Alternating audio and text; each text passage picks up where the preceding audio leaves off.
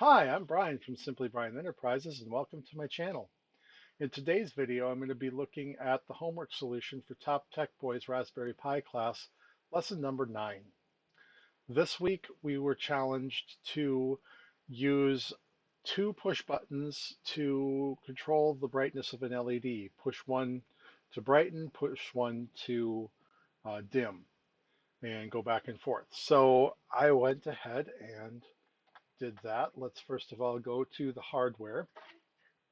Hardware is identical to what I've been using for the past few weeks. I've got my 5 LEDs, my two push buttons, my pull up and my pull down, and this week's lesson works very well into what I've already built. So we're going to go ahead here and pop over to the code.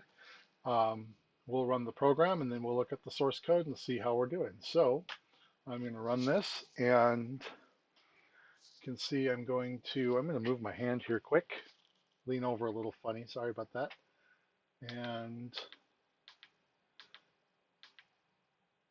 I built mine so that it actually overflows, so that if one gets to full brightness, it just moves on to the next digit.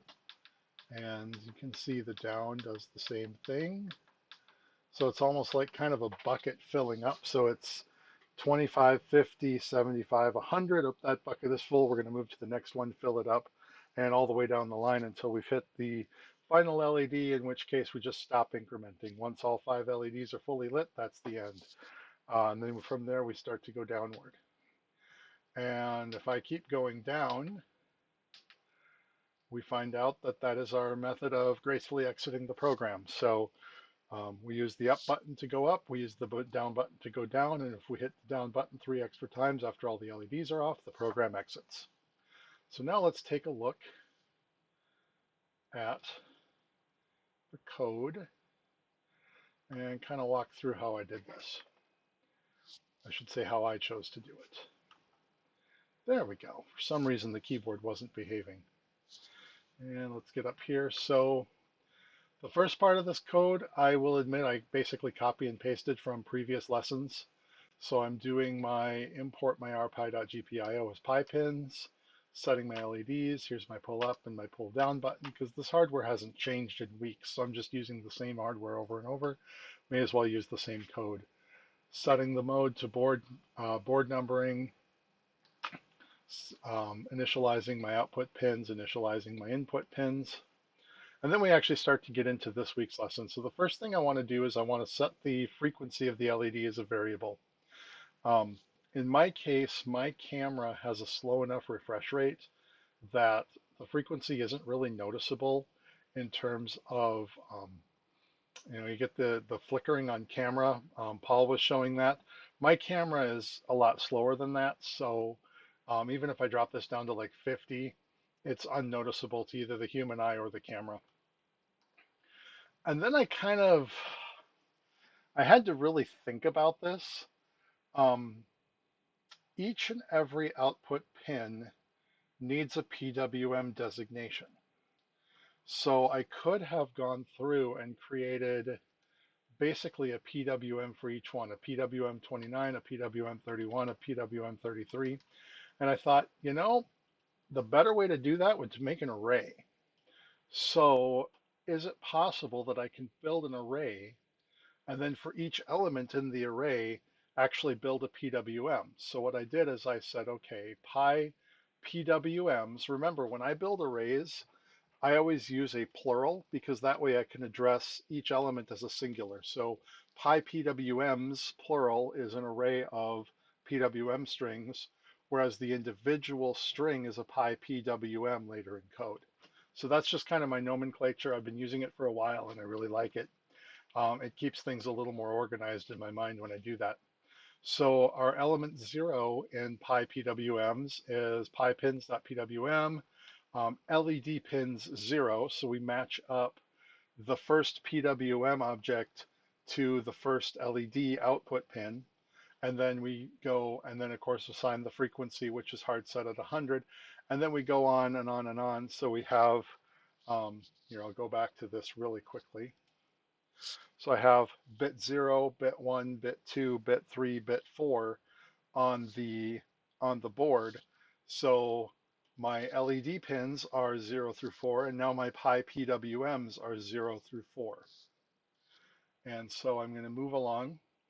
First thing we want to do is we want to set this is our string. So if you remember from last week, what I did is I basically just ran through the loop over and over and over, and every time through the loop I wrote the status out. Regardless of what that number was, if it hadn't changed or had changed, didn't matter. I wrote it out every time. So we're going to do the same construct this week. So I'm going to start with all my LEDs at 0. And again, I'm using a plural to define the string because you have LED val and LED vals, singular and plural. It just makes it easier in my head. So the first thing we do before we even get into this loop is we're going to basically we're going to set up, we have already set up the PWMs, now we're going to write them out as zeros before we do anything else. We're also going to set this exit counter variable. You'll see that towards the end. That's how I do the 3 button pushes to exit the program. And you'll see that as we get to the end. So now we start our while loop. We're going to enter this loop and basically never exit because it's while true. And now, just like up here, I'm just going to go through the entire range of LEDs, and I'm going to write out whatever this LED vals array is. It's still 0 because we haven't done anything yet. And every time through the loop now, it's going to write it as zeros until something changes. So the first thing we want to do, or the first change we want to look for is the pull up button pressed, which is the increment button. And just like a previous lesson, I did a little bit of there's a 50 millisecond pause to act as a debouncing component. And then while the button is held down, so we do a press and hold, nothing happens until we release the button. So again, we just sit in this while loop and we set the fry the pi to false because we don't fry the pi. At the same time, we clear the exit counter. After we release the button, I'm going to clear the exit counter because what's going to happen is when I get further down in the code, if I'm pushing the down button to initiate the exit counter, if I hit the up button again, I'm actually going to reset the counter. So every time I hit the increment button, the counter is being reset to 0. We're not exiting the program. Now this is how we actually modify the value of the LEDs. It's a little bit questionable how I've done this. I think there's a much better way, but in just trying to think through how to do it, knowing that I have 5 individual bits, this is what I came up with. So the first thing I do is I look at the first LED, bit 0, and I say, are we at 100% yet? If not, we'll go ahead and increment by 25. So if it's 0, it's going to go to 25. If it's 75, it's going to go to 100. You get the idea. If, however, that first bit is 100, in my bucket example, the bucket is full, so I got to move to the next one. I do exactly the same thing for bit 1. Is it 100%? No? Okay, let's increment it. Yes? Okay, we know that 0 is full, 1 is full. Now we'll move on to 2. Is 2 full? No, we increment it. Yes, we move on to 3. And we do this over and over and over and over until all 5 bits have their numbers set. So basically, if I start with, I'm sorry, I didn't mean to kick the camera there. If I start with all 5 of them being zeros and I hit this loop, I say, okay, bit 0 is less than 100. Okay, increment by 25. And we're going to exit out of here because now we don't even hit this else statement. We just set it to 25 and we're going to loop back around. We get to the top of the loop and we're going to write out the status because we're going to do that every time through the loop. If that value, let's say that it's bit 0 is 100 and bit 1 is 25. Okay, so now we hit this. Okay, this is 100, so we're going to hit this else. Now we're less than 100, so we're going to increment from 25 to 50. And you kind of get the idea. Like I said, I think there's a better way to do this, but as I was kind of plotting out how I was going to work this with multiple LEDs being lit, this seemed like the most logical way that I could kind of throw together in the time that I had. So now after we've gone through the increment code, let's go through the decrement code. So now here we have, remember, a pull up button is going to be true unless pressed, then it's false. A pull down button is false unless pressed, then it's true. So we look for now the decrement button is pressed, so we're true. We do again our 50 millisecond delay as a debouncing. And this time, remember we did don't fry the pie. Don't fry the pie as a negative, so we set fry the pie to false. This time we want to use an affirmative, so we're going to say the metaverse resisted equals true. By the way, this code does nothing. The only reason it's there is because you can't have an empty while loop. I just thought I'd have some fun with that is all. All right, and now we're going to go through kind of the same construct, but we're going to work it backwards. So the first thing we're going to do is we're going to look at bit 4. Is bit 4 greater than 0? Yes. Okay, we're going to decrement it. So let's say that we have a value of 100, 100, 100, 100, 50. Okay, so we're greater than 0, so we're going to decrement that 50 down to 25. And then we exit the loop, or exit the if statement. If, however, we have something like 100, 0, 0, 0, 0, then we're going to keep going. So we go to the next bit. Is it greater than 0? Yes, it is. Okay, decrement. Go to the next bit. Is it greater than 0? Decrement. All the way down until we basically get to the point of saying all of our bits are 0, or all of our bits are fully decremented. We hit this because now, if I get all the way through this and all of my bits are 0, all 5 bits are 0, that means we're going to start the exit process. So what I'm going to do is I'm going to increment that exit counter.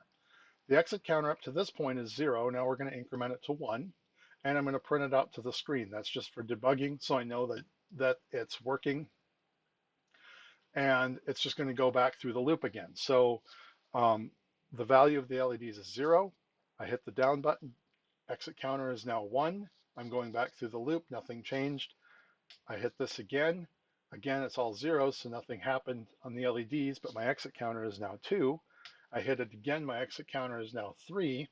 And if my exit counter is greater than 2, I'm going to start the graceful exit process. So here's where I write it out. This is really important right here.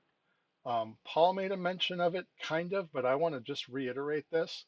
So it is really critical that when you set up Pi PWMs, if you remember way up at the top, we start the PWMs.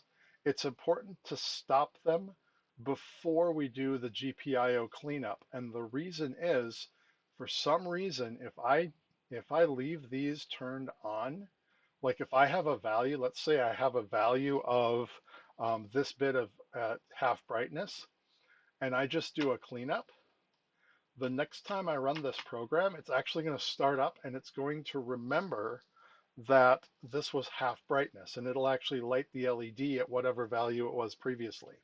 So before we gracefully exit the program, we have to stop PWM. We have to turn that value to 0 first, and then we clean up the GPIO pins, and then we gracefully exit the program. So I hope you guys were kind of amused by all of that, because I think it's kind of fun.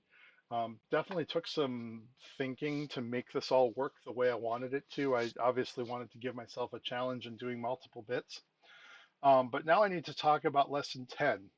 So my homework is late. You've probably noticed. I had all this built in time. I just hadn't had it recorded. And then for some reason this week, lesson 10 launched sooner than its normal scheduled time. I think Paul made a scheduling error. But I watched lesson 10 and realized Paul is seeing exactly the same thing I am. And let's just go back here really quick, because I want to point out what Paul was demonstrating, and it is kind of a problem. So I'm going to start this again, and you notice that, hang on, my hand in the right spot. You notice that the first 2 clicks, there's a major change in brightness, but the last 2 clicks, not so much, telling us that it is not linear, it's logarithmic. And obviously, looking at my code, this is linear code. So in my next video, I'm going to have to take what I did here and modify it so that I'm incrementing logarithmically as opposed um, to linearly. So I'll be posting another video hopefully soon. I'm going to get the code written up and post that. Until then, thanks for watching. If you like my videos, be sure to hit like and subscribe below, and I'll see you next time. From Simply Brian Enterprises, this is Brian. Have a nice day.